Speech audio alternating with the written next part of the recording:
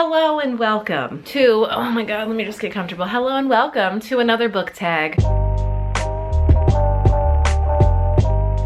I was tagged by Jess from Jess Book Girl TV to do the reader problems tag. And so that's what we're gonna do. And I don't know how to stop talking, so this should be really fun. Let's do it. So up first, we've got problem number 1. You have 20,000 books on your TBR. How in the world do you decide what to read next? And I feel like, similar to the 268 books that are on my TBR right now, just on my bookshelf, I would just do like a TBR kind of random generator to help me decide. Even though I'm very much someone who is a read by mood, as opposed to plan out a TBR type of person, I think that I would just do a random generator to be like, that's the next book, or I would just blindly grab and pick, and that's what I have to read. But a random generator I think would be my best bet, because 20,000 is a lot for a little like jar, like my little jar that I have for my TBR list. It's a little much, but if you like, say you put your GoodReads TBR into a random generator, or maybe I'd like ask AI to pick for me, or I'd put that problem off on my children and be like, hey, just pick a book for me to read. I've done that before, even without 20,000 books on my list. I would just pick something, which would lead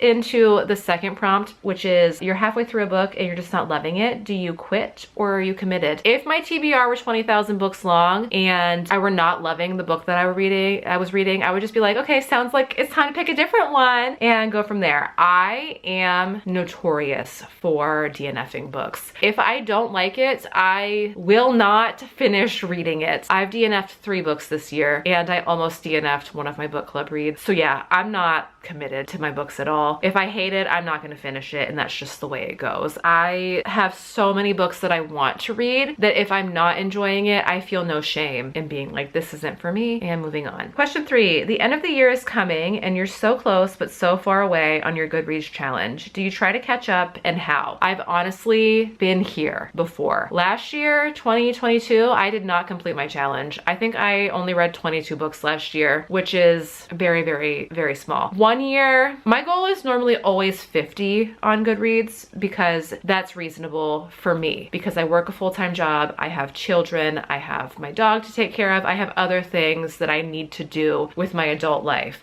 Back in the day, my GoodReads challenge could have been 100 books and I would have been able to easily accomplish it because I didn't have all of these adult responsibilities that I now have. And so as of more recent years, my goal has always been 50. In 2021 or 2020, I completely surpassed that goal. I read like 80 books. And then last year, I only read 22. And this year, I've already exceeded my goal and I think I'm at 70 books so far. So I am not the type of person who takes the GoodReads challenge incredibly seriously. To me, it's just important that I'm reading. I don't necessarily need to have that strict goal to meet, so I wouldn't try to rush to catch it up because it's just for fun. It's not that deep for me. I think if I were the type of person to be like, oh, I have to meet my challenge, I would just start logging children's books that I read to my kids, but it's not that deep for me. The covers of a series do not match. How do you cope? Here we go. When I got my copy of Midnight Sun and it was an entirely different size than the rest of the Twilight books, I was like, what the fuck is this? But at the end of the day, it's not a huge deal for me. You know how to best avoid a cover not matching? Just don't buy the physical book and just buy the ebook instead, and then it shouldn't bother you that much. In my opinion, that's what I would do. If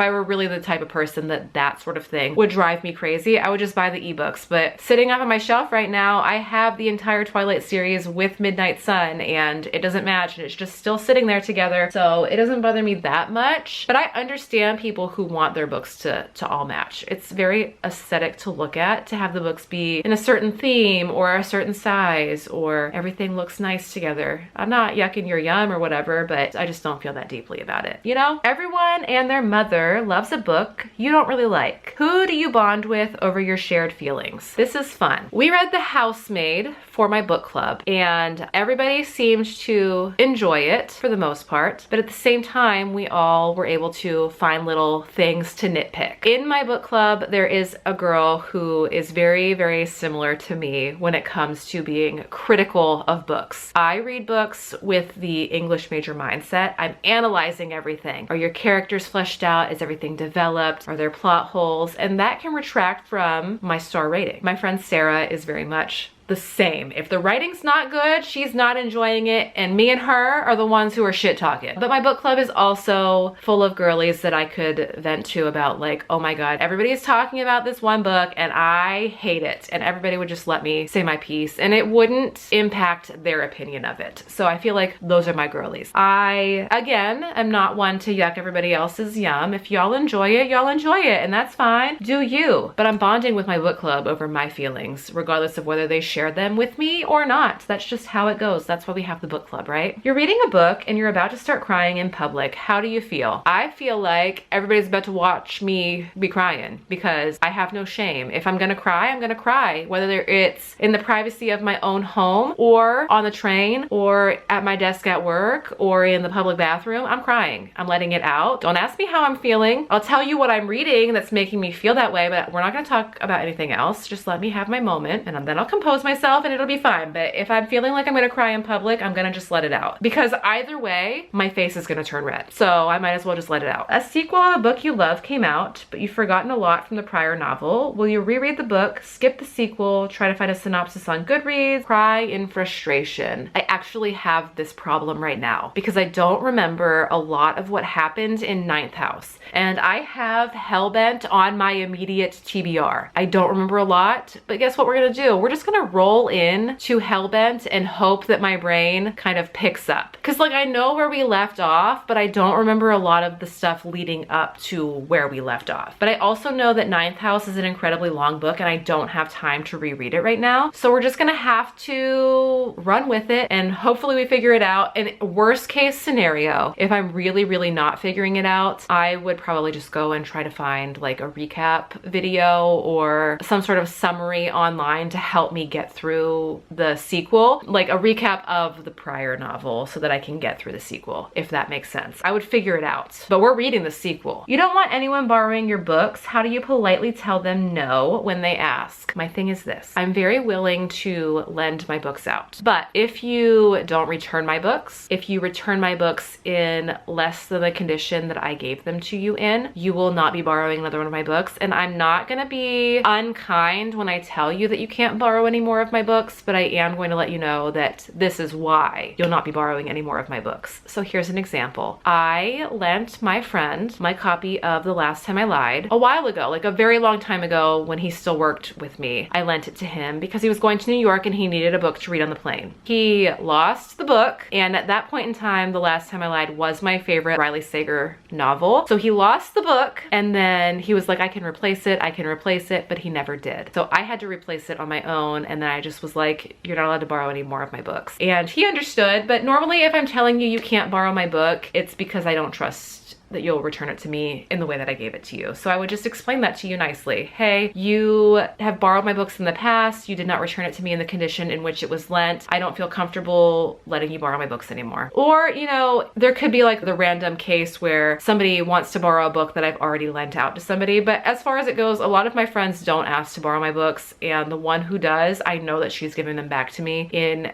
immaculate condition. So we're good. You've picked up and put down 5 books in the last month. How do you get over your reading slump? Great question. I would love to answer it. Probably what I would do is reread something that I know that I loved. For the longest time, I would reread Cassie Clare's, like one of her series at the beginning of the year to have kind of like a, yes, I'm not gonna hit this year starting in a reading slump, because I love her work. So I have reread the Mortal Instruments series many times because I know that they're a surefire way to ensure that I'm not in a slump. So yeah, I think that I would just reread something that I know I love, and then we can move forward because I will no longer be in the slump. Typically a slump for me happens after I've read something that I did not enjoy. So I need to read something that I do enjoy to counteract the slump, you know? There are so many new books coming out that you're dying to read. How many do you actually buy? Do y'all know me? I'm not a book book buyer. I don't go out and pre-order a ton of new releases. That's just not my jam. On my shelf, most recently, I don't have a ton of new releases besides my book of the month books. I think what I would do is I would just add them to my TBR, and then by the time I finally get to them, they'll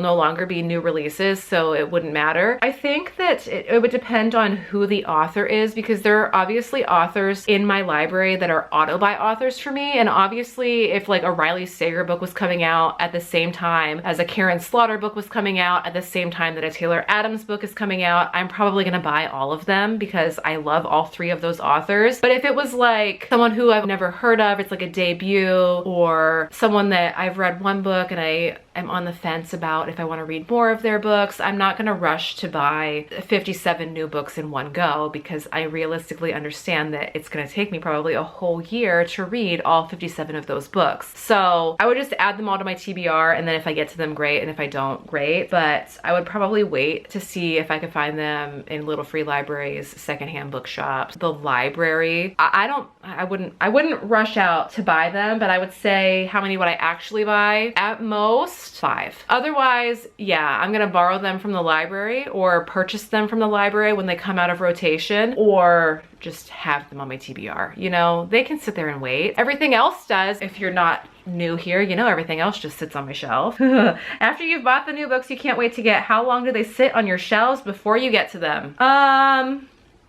Pretty long time. 1 second, let me look and see. So if you would like to know truthfully who I am as a reader, I will not read a series until I have the whole of it, because I like to read series one right after the other if the series is really good. So like, again, I keep bringing up Cassandra Clare because her book series are the ones that I have to read like back to back to back to back. I cannot wait 3 years for a new book to come out. I just be able to have them there to read back to back to back. I've read the first 2 books of the Last Hour series. The first one was published in March of 2020. The last one was published in January of this year. So from March of 2020, when I pre-ordered the book, until January of 2023, those books just sat on my shelf. I did not read Chain of Gold until June of this year. So that should tell you who I am as a person. I also have books that I purchased in 2018 on my shelf that I still have not read. I have 268 unread books, okay? I have so many unread books. They're all up there. I just get to them when I get to them, and I try not to shame myself too much about that. I get distracted, okay? I get distracted by my Kindle. I get distracted by library books. I get distracted by literally, you know, books that my friend buys me to send to me for my birthday. I just get distracted by other things that take precedence over the actual books that are just sitting up here. So yeah, that's that. Well, that was the last question. And what you typically do is then tag other creators. I would like to ask Brittany from Rescues and Reads to do this tag, because I'm really curious to see what her answers would be. And if you're watching this and you're interested in doing that, I have the questions down below so you can do this tag yourself. And if you do the tag, please let me know so that I can watch what your answers are, because this one was really fun. And Jess, thank you so much for tagging me in this. It was, like I said, so much fun to do. Thank you so much for watching. I will see you in the next video. Goodbye.